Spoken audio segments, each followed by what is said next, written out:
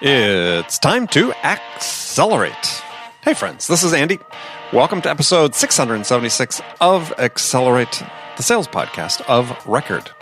I have a great show lined up for you today. Joining me is Jeff Shore. Actually, Jeff, I think coming back maybe for the third time on Accelerate. Jeff is the president of Shore Consulting. He's a top-selling author, a keynote speaker, and much more.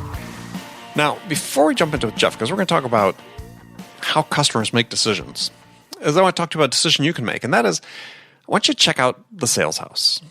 Look, we're all looking for the edge that makes us more productive in sales, to be more effective with buyers, smarter about the questions we ask and the solutions we propose. We want to get better at how we connect with other human beings, how do we engage their interest, build their trust, inspire them to take action. Now, this is education you don't get in sales training. I saw this pressing need for sellers through all the work I do. And so, as a result, I created the Sales House for those curious and smart B2B sellers who are willing to invest 10 minutes, just 10 minutes a day, to get 1% smarter about sales. So come experience the hundreds of hours of educational courses and content from me and other world-class experts, and join in our live coaching hours, our live workshops, our in-person meetups. Come join this movement to get smarter about sales. Now, to learn everything about sales that you didn't learn in sales training, visit thesaleshouse.com/accelerate. That is thesaleshouse.com/accelerate. And you'll take advantage of our special $1 trial offer just for listeners of Accelerate. So we'll see you there. Okay, I want to jump into it with my guest today. Joining me, as I said before, is Jeff Shore, president of Shore Consulting and author of a really excellent book I enjoyed a couple of years ago called Be Bold and Win the Sale. And today we're talking about the shortcuts that customers resort to in their decision making. You know, a key decision shortcut, for instance, could be that easy equals right? The easier something is to grasp, the righter, quote unquote, righter it feels. Jeff, we're going to talk about likability. Why? How much I like you leads to how much I trust you. Well, we talk about price equals quality in the minds of some prospect and other shortcuts. So you want to stick around. Make sure you check all those out. All right, let's jump into it here with Jeff. Jeff, welcome to the show. Always a pleasure, my friend. Always good to talk to you. I always end up feeling like a little bit challenged after I talk to you. That's a good thing. Well, good. I'm glad. Yeah. Likewise. I mean, it's a learning experience, both directions. So today, I mean, where are you today? Just so we set the scene. Yeah, I'm in my home office in Northern California, where it's spectacularly gorgeous right now. Where are you today, Andy? I'm in Southern California, San Diego. There you go. I'll be down there in a couple of weeks. So. Oh, you will? Yep. In San Diego? Yeah, actually, I'll be down there Monday for the birth of my second granddaughter, and then we're holding a big event at the Marriott Marquis on the 12th and 13th, right there on downtown. So. Yeah, I can see it right here from my window. There it is. Oh, well, there you go. Yeah. Well, you have to come on by. Yeah, I don't think I'll be here, but okay. So, gosh, we're going to talk about decision making. Yeah. Today, yeah. And so, and specifically about you talk about decision making shortcuts. So, tell us what you mean by decision making shortcuts.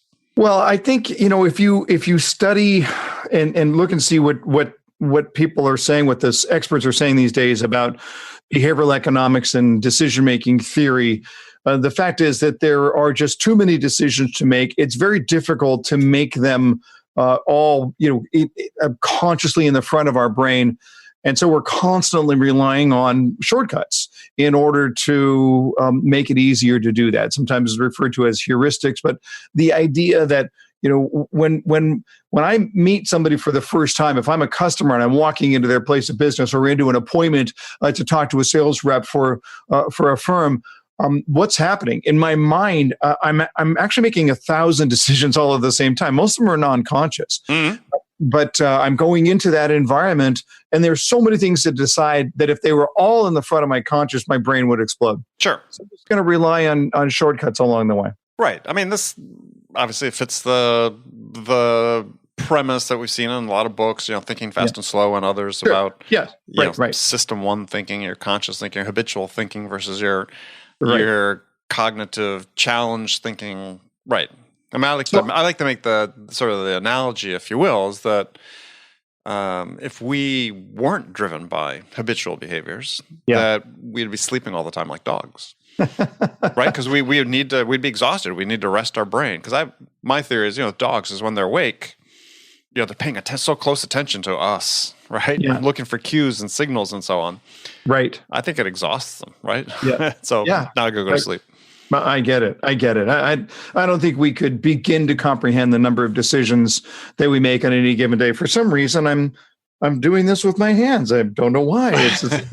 You're being expressive. I could do it too if you want. Exactly, that's right. But it's all non-conscious, and I think that's what happens with our customers. They do a lot of things that are completely non-conscious. They don't even understand why they're doing them. They're just doing them. Yeah. Well, I mean, there was a study that was done by some professors at Duke or researchers at Duke that I think they found that basically 50% of our actions during a day are habit-based, meaning we're we're not really conscious of doing them. We're not conscious of making the decision to do them or to act that way. Right. And that's sort of how we survive from an energy standpoint. Is we've delegated a certain large chunk of our life to just serve routinized habitual behaviors. Right. So, and then and what I'm interested in though is that zone in between, right? There's the non-conscious behaviors, and then there is the intentionally conscious behaviors.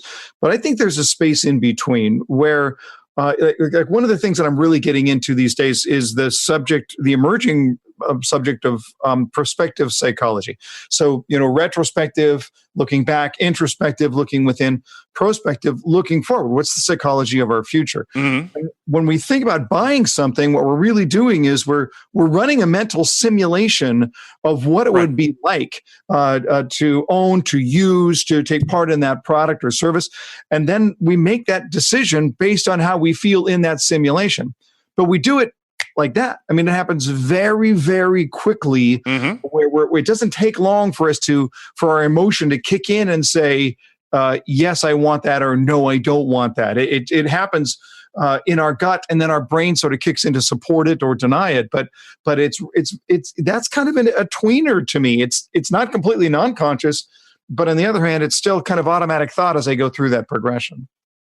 Yeah, well, I mean, I remember reading a research paper, and this was decades ago, that sort of reflected that. They're saying, what they're saying is you call it decision making. They were talking about decision making in the context of making a change, so it's still a decision making. Right? Is that what most people miss is when they're selling change is this idea that one of the decision making steps is what you just talked about, is this mental test drive, and that it's a step that people have to go through in order to go to the next step in their decision-making process. Is they have to go through this mental test drive. Yeah. And for me, as I read that, I thought, okay, well, how do I incorporate that into how I sell? Mm-hmm. Because I'm a firm believer, and from stuff I read, is that our decision processes are sort of a linear fashion, and there's certain steps, and people debate how many steps there are. Mm-hmm. But I think people are always sort of in agreement is that you can't skip a step. Mm-hmm. Right? We have to go through our steps in order, and however many we think there are. Right. And so if we don't go through the mental test drive, for instance, it's just you're not going to get any further with the customer. And you sort of have to think about this, like when you hit dead spots with deals you're working on. Yeah. You almost have to think in the concept of, okay, well, what are they looking for, right? Where's the roadblock here to get them to the next step? Yeah. Well, and if you layer on top of that the need to be connected emotionally, or at least to understand what our customer's emotional journey is, that takes it to a whole new level. Because when I'm running that mental simulation, right? Let's suppose I'm a purchasing manager for a big company, and I've got a salesperson in front of me, and I'm imagining what it's like to use their incredible, software system or their product, whatever it is. I'm running that mental simulation, and then I'm asking that question, how do I feel? But I'm going to make that out of my emotion, out of the gut more than the brain. The brain is there to support it, but deep down there's that gut feeling. It's almost like if you're in a discussion with your significant other about where to have dinner, it's like, where do you want to eat? I don't know where you do want to eat.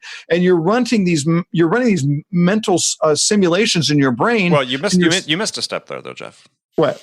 So you ask your wife, where do you want to go for dinner? She goes, oh, I don't care. You choose it. And you say, Yes. okay, let's go here. And she'll say, no, I don't want to go there. No, I don't want to go there. Yeah, that's exactly right. Yeah. I mean, and I do that to my wife as well. Of course we do. Yes. But we're running that simulation and we're asking ourselves, what do I think about that? Ultimately, we're going to say, oh, that doesn't really sound good. But it's not about sound. It's about what feels good. We ran the simulation. We asked, does that feel good? So whether I'm choosing a place to go to dinner or whether I'm choosing to use this vendor or the supplier or whatever it is, there's still that emotional core that's going to drive that decision. And that emotional core doesn't have any language to it. It's a feeling, it's not something that that moves into a cognition, but there is sort of that want. I want it or I don't want it, and I feel strongly about it, even though I may not be able to put that into a very clear logical frame of mind.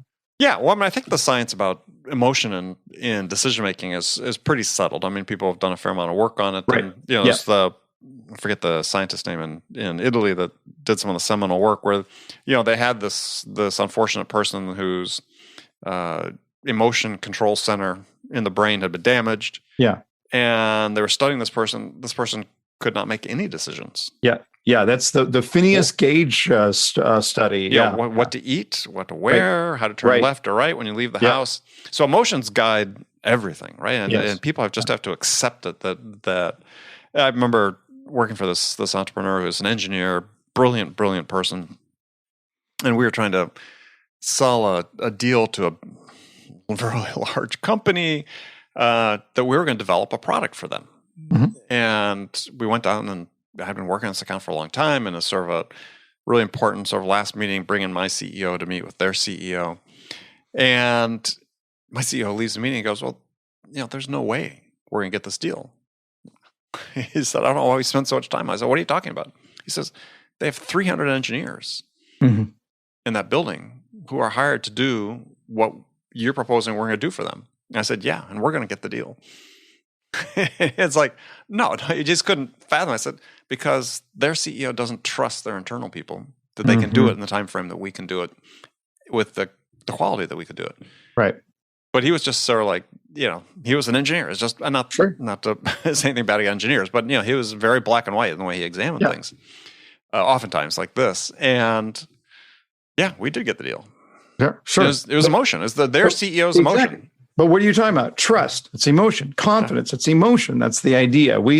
And woe to the salesperson who says, I've got an emotion-driven customer, but I'm going to stay so completely logical that I will not allow that customer even to reach into their emotional core in order to make a decision in the first place. Well, and it's right. And so it brings up an interesting point about how decisions are made. So, there's a researcher, I forget his name, I think Paul Nutt, maybe, who at Ohio State University, and I've read a couple things where he's been cited in other books and read some of his stuff directly, where he says, hey, in decision-making, there's basically two things that happen. There's like two decisions within a decision. The first one is people decide, we're going to make this change or not make this change. Mm-hmm. And then having made that decision about whether I make the change or not, we then choose who we're going to make the change with. Mm-hmm. But I think what's happening, I believe that's true. And I had written things about that before everyone was aware of Nutt's work. So it's nice to be sort of validated in that regard. But I think what happens though too, to a point you were making with emotions, is that in the process of educating the prospect about whether they should do it or not, they form a preference. And it's an emotion-based preference about, they've gone through the mental test drive. They're envisioning what it's going to be like to use your product and service. So when they make that go, no-go, at that point in time, there is a leader in their mind. Yeah. And you want to be that leader. Right. Yeah. Absolutely, completely, and that level of confidence is absolutely critical, and that's why I think great sales professionals are the ones who can understand the way their customer wants to make a decision in the first place, and then tailor to that. Right. So when we look, for example, one of the key decision making shortcuts. That's where we started the conversation. One of the key decision making shortcuts is the idea that in the customer's mind, easy equals right, or simple equals right. The easier something is for me to grasp, the righter it feels to me. And the converse is also true, that complex equals wrong. When it starts to sound too confusing, what's the adage? The confused mind says no. Mm-hmm. And I think one of the things that great sales professionals do is they may have a complex product, but they figure out how to simplify. They figure out how to present it in a way that's easy for you to get your mind around. That easy equals right. And I think great marketers, great suppliers, they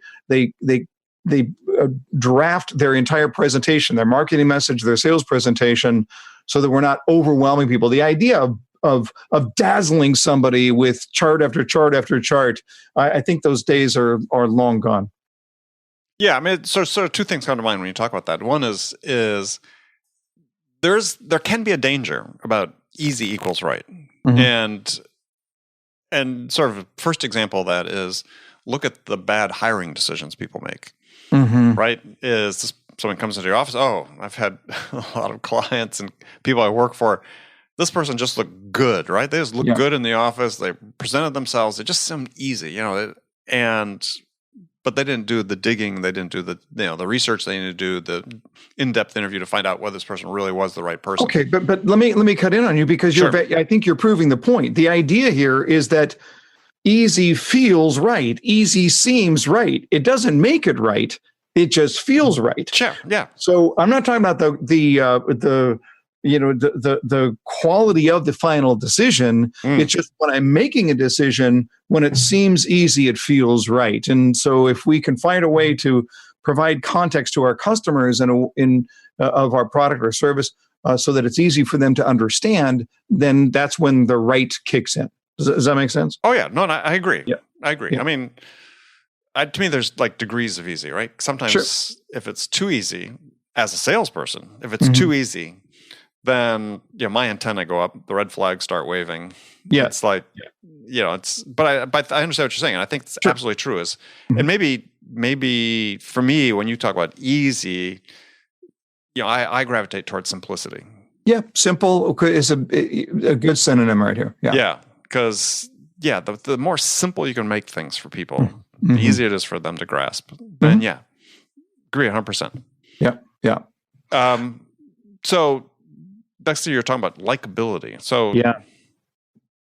delve into that for a little bit. This is a really strong connection between how much I like you and how much I trust you. We all know that so much of the sales process is about forming that trust connection, that gaining the trust of your prospect is so critical to being a good influencer. But one of the key ways to be able to build trust is to be likable. And, this is Cialdini, his work would talk about this. Of his 6 principles of persuasion, one of them is likability. And the idea is that there's just a mental shortcut. If I like you, I tend to trust you. Now, this shouldn't make sense to me. And in fact, this is how con men make their living, right? They get you to like you, then they get you to trust you, and then they take advantage of you. For the professional salesperson, it's just one of motives, right?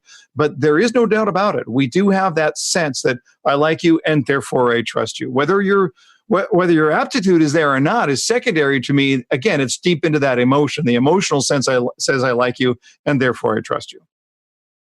Yeah, and so in his more recent book, Cialdini added a layer to that, which he said, it's not only if I like you, I trust you. If I think you like me, I trust you more. And I think that's pretty significant when you think about it. Sure. Because that gets to the whole idea of sort of demonstrating interest in somebody. Is that's why people think you might like them, is you're demonstrating a sincere interest in them. It's not unidirectional. You really want to be bidirectional. And I, again, agree 100% on this. And I think this, it's funny, there are people, in the blogosphere, supposed experts, it's been some pushback over the last several months. You see about this idea of relationships and sales. Maybe they're not as important as you think, and so on. They are. Just FYI, they are extremely important. You don't get this likability thing going without in the absence of a relationship. Yeah. Look, I think if we've been in sales for any period of time, we've all sold to somebody who perhaps didn't like us or didn't have the strongest trust, the strongest relationship. But that's a really hard sale. Is it possible? Yes, but it's really really difficult, and I don't think it does any benefit to the customer. I think the customer wants to like us. I think the customer wants to connect with us at the end of the day. I don't mean it's my new BFF or we're going to go on vacation together, but there's got to be that bond, that connection, absolutely, that trust. Yeah, we look for that. Well, we look for it. And I think one of the gaps that exist currently in the way that we're raising, if you will, sellers these days is we don't educate them on these soft skills. Yeah, we train people on process, we train people on methods, but on these critical soft skills about connecting, engaging, inspiring, building trust, we don't. Yep. And nothing happens until those occur. Right. And they're building a relationship, yet it's like almost completely absent. Or we think, we'll do some role play and that will do it.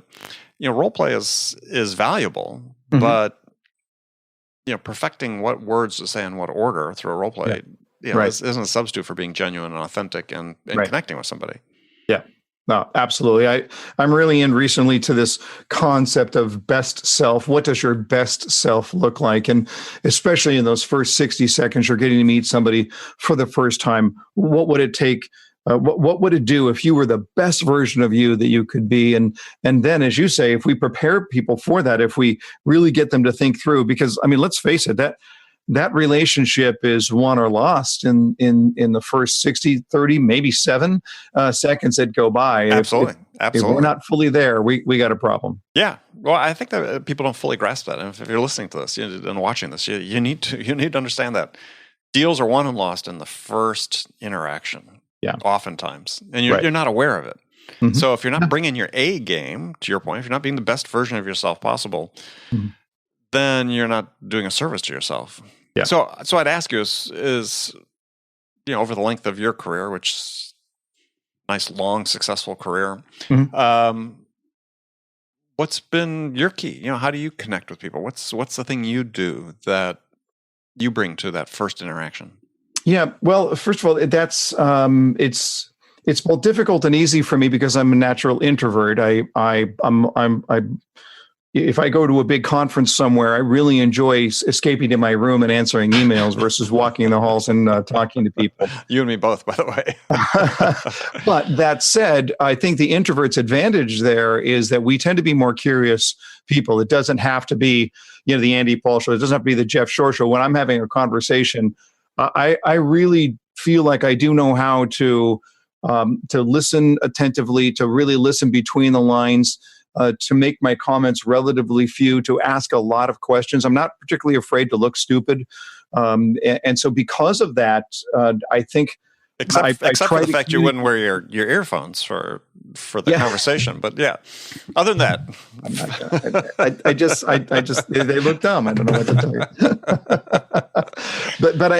but I do think that if I can look at it and say, hey, this isn't about me, right? If I'm talking to a potential client and I'm looking in and saying, if I can't solve their problem, I shouldn't be here anyway. And if I don't really understand their problem, then I'm never gonna. I don't want to be all things to all people. So. I always want to go in with that idea. Let me just get to know you first, and then we'll move from there. Mm-hmm. Yeah, I'm very similar. I'm an introvert also. Yeah. Sales was not a natural act for me when I first got started. Right. Many a day I was, in the early few months of my career, I was at home early looking at the walls, wondering what I was doing.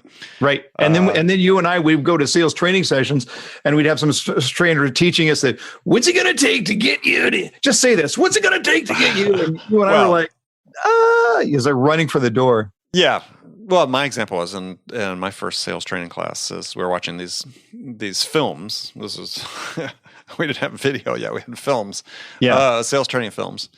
And the guy whose class we were taking, it looked like a, sort of a stereotypical movie version of a evangelical preacher, slicked back hair, and the way he just talked and his way of handling objections was, well, just suppose that wasn't an issue, right? So if you're saying, I'll buy any car you want, I just need to have a black car. Well, just suppose you didn't want a black car. Would you buy this car? It's like, Like, oh my God, that's what they're training us here is Yeah. just suppose. Just suppose. That wasn't important to you. Would you buy our product? Yeah. But That's great if you're selling is in fantasy land, but in the real world, I don't think so. yeah, no, that one didn't transfer too well to real life. Anyway, Yeah. So what's another shortcut then? I love the idea of price equals quality. That if a customer is trying to size things up, what happens in their mind? They're comparing items. We don't want to really fall into a commodity mindset.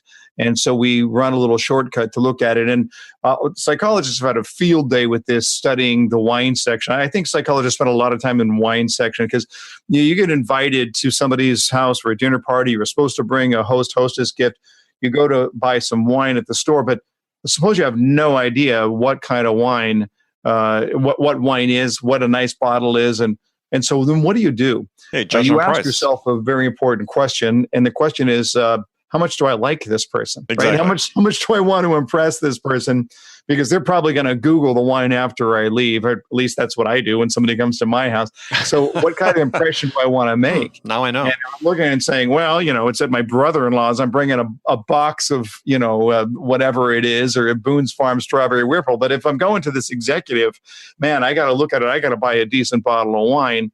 And I'm going to make my decision almost entirely on price because in my mind, price equals quality. And a lot of vendors have figured this out. Many have not. There is a mindset out there. Even at Shore Consulting, we sort of joke about this idea that, we are the high price leader. Nobody charges more than us. And if we find somebody who charges more, we'll gladly raise our price and add 10%. And we're not doing that to try and say, how do we just gouge people and charge? No, what we want to do here is that we want to provide so much value in what it is that we do that there's a price premium that goes along with it that people want to pay. And if they're looking for a discount on the type of services that we provide, then they're just simply not our customer. Mm-hmm. And there are people like that. If you go into a Four Seasons or a Ritz-Carlton and say, boy, I can stay at this Sheraton over here for $200 less a night, they're not going to stand there and try and defend their value proposition against that's like, if this is the experience that you want, this is the cost. And we naturally tend to look at it and say price equals quality, and we follow that vein. I mean, there is an inverse to that, though, too. As people look at price and just say it's too expensive, as you said, for the Sheraton and the Four Seasons. So Sure. Really, the task becomes for sellers is, connecting your value to your price. Yes. And this is what I find sort of interesting, because I was just reading something recently saying that somebody was contending that the most effective time to bring up price was as late as possible, in an interaction. And I'm like, I said, yeah, I don't agree with that. Because, for me, you can only talk about value really in the context of price. Mm-hmm. I mean, how can people make an assessment of your value in the absence of knowing what the investment's going to be? Mm-hmm. Well, it's a valid point, because if people are going to buy emotionally, and we know that they are, then as long as that price is the great unknown out there, it becomes very difficult for me to become vested emotionally. Mm-hmm. I'm going to guard myself. I'm going to guard my own heart against jumping in with too much of my emotion, because I might end up looking at the price and going, oh my goodness, that's crazy. So I don't want to fall in love if I don't have a sense. So I agree. I'm a little uncomfortable about holding off too long and deferring on it and saying, we'll get to that to a customer who's trying to give some context for what that price is. And to your earlier point about the idea that, customers are sometimes going to say, well, your price is too high. Well, listen, if the price were a barrier that was insurmountable, if the price was a deal killer, you wouldn't be talking to them anyway. Most customers don't want to continue the conversation if they've already eliminated you. But it is absolutely the task of that sales professional to look at it and in a sense to say, damn straight our price is high. There's got to be some, and I can prove it to you. I can prove why that makes sense. So if that sales professional has the confidence and the presentation skills and the ability to step forward, then there should never be an apology for that high price. And they actually have an advantage to this because the customer's connection, their heuristic says that price equals quality. This is a high price. You better prove high quality. Go. Yeah. Well, I think that when it comes to price and those discussions is what people don't do enough is think about the fact that what you do when you qualify a prospect, in my mind, and what's always worked for me and what I've done over my career is I qualify people on value. Mm-hmm. So part of that equation is for them to understand the value, they have to understand the price. Yeah. And you have to be able to connect your price and your product and your service to the value they're going to receive. Right. And unfortunately, people sort of qualify as that somebody wants something like ours, so they're obviously qualified. Sure. Yeah. Well, no, are they qualified for the value that we're going to provide? Right. And if they're not, then they're not a prospect. Yeah. And that's okay. Yeah, sure. Well, there's a flip side to price equals quality, and it's the discount equals distress. So if you're immediately saying, well, we can work with you on the price right out of the gate, and you have no desire to defend your price, if you don't defend your price, you're also not defending your quality, right? So if you're immediately going to give in along those lines, that your customer is going to, wait a minute, hold on a second, something's going on here. And there is that shortcut that says if it's on sale, if it's easily discounted, there's something that is not quite adding up, and that quick discount is going to sniff out a little distress for your customer. Sure, because what they're going to think is, oh, they're so easy to give on price. What am I not going to get that they're promising? Sure. Yep. Because absolutely, they don't have the same margins anymore. Yep. All right, so that was your next one on your list was discount equals distress. Well, here's a question, and I love throwing this out and having people talk about it because there is, I think, a prevalent mindset which is, God, our margins on our tech, the reps keep giving stuff away. Yep. And I look at that and I say, no, actually, discounting is a manager's fault. It starts with them, right? Unless you've given your reps free rein to set the price, which very few companies do, right? I always talk about that discounting arises out of a shortage, right? We've got a shortage of something, or a surplus of something. You can look at it either way. We have a surplus of products on the shelf, thus we need to discount to get them off. Right. And so I think it's managers more than the reps that are really responsible for that. Yeah, look, a salesperson is their natural tendency is going to be, I can sell an item if it's cheaper, right? They've got that commodity mindset, and so what happens? Well, this is Kahneman, the law of least effort. People will always gravitate towards the easiest way to do something, and the easiest way to sell something is at a lower price. So I don't think the salespeople even really understand the damage that they often do when they throw it out there, because ultimately, I like to talk about what I refer to as value purity. People make the decision when they believe that the price is both fair and final. So if you're quickly throwing out this discount or this opportunity over here without really defending why the quality is there or the value is there in the first place, then I'm looking at it and going, I'm not even sure that the price is fair, but I'm definitely sensing the price is not final. And here the value plummeting has just begun. Yeah. Well, I think that's a great perspective. That's a great way to look at it. I like that. All right, so last one on your list is, a little quickly because we're starting to run out of time, but sure, yeah. Speed equals caring. Yeah, so this is the idea here about, as a customer, when I have a request, when I need something from you, speed is the most critical component of whether or not you are handling my request properly. So when I'm asking you for something, even if you can't fully execute on that, even that very fast response makes all the difference in the world. Speed shows that you're important. Speed shows that I care.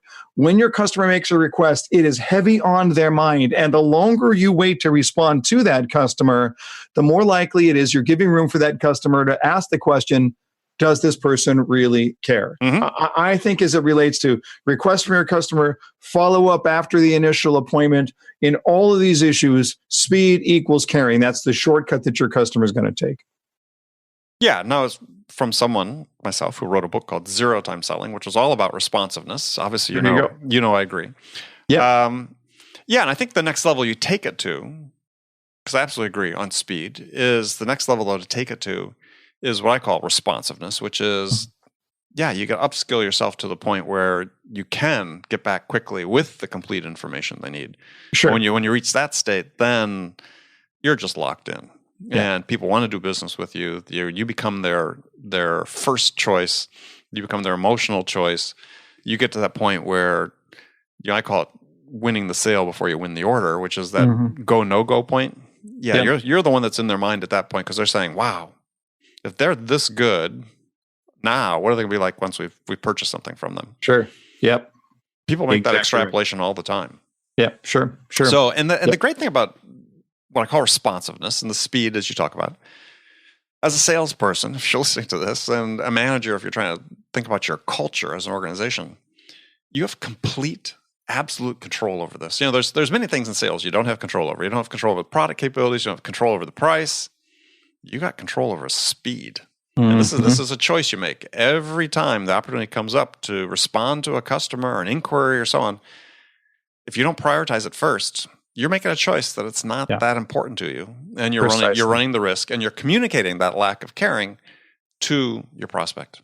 Right. There's always a salesperson out there who is willing to beat you at the speed game if you're not careful there. Yeah. And, companies are prioritizing this. Companies as large as IBM have seen that this is an issue, this lack of responsiveness. So, I just urge people throughout my career, it has been huge. And for my first territory even, because, I was selling technical products. I was a history major. What did I know? So I was compensating in some respects, right? But it paid off, and it didn't take long for the lesson to really sink in. It's like, people really appreciate this. Yeah, I encourage my clients to think about response time in terms of minutes, not hours. Yeah, and as do I. And one of the things that if I'm on a plane and I get off the plane, I turn on my phone and I've got messages. It's like, oh gosh, now at least we have Wi-Fi on a plane. I can answer emails and so on. Yeah, but when I call the person back, first thing I'll do is say, I'm sorry it took me so long to get back to you. Yeah. And most people are like, what are you talking about? Right? A, you got back to them. B, you got back to them. Even if it was a couple hours, you got back to them. And we've trained prospects, we've trained customers that no one is going to get back to them. And so they don't expect it. So when you do it, you differentiate yourself. Yeah, absolutely. Could not agree more. All right. Well, Jeff, unfortunately, we've run out of time. As always, a pleasure to talk with you. So how can people find out more about you? Everything can be found at jeffshore.com. It's JEFFSHORE, jeffshore.com. And that's for the podcast, The Buyer's Mind, which you've, of course, been a guest on the show. All of our books, everything that you need is right there, jeffshore.com. Excellent. All right. Jeff, thanks a lot. Always a pleasure. Thank you, Andy. Talk to you soon. Okay, friends, that was Accelerate for the week. First of all, I want to thank you for joining me. And I want to thank my guest, Jeff Shore. Join me again next week as I welcome Naftali Hoff to Accelerate. We're going to be talking about the critical distinctions between management and leadership and what this means specifically for sales. So thanks again to the Sales House for their ongoing support of Accelerate. If you want to get just a little smarter, a little more sales savvy every day, then join the Sales House. Visit thesaleshouse.com/accelerate. And thanks again for joining me. Until next week, this is Andy Paul. Good selling, everyone.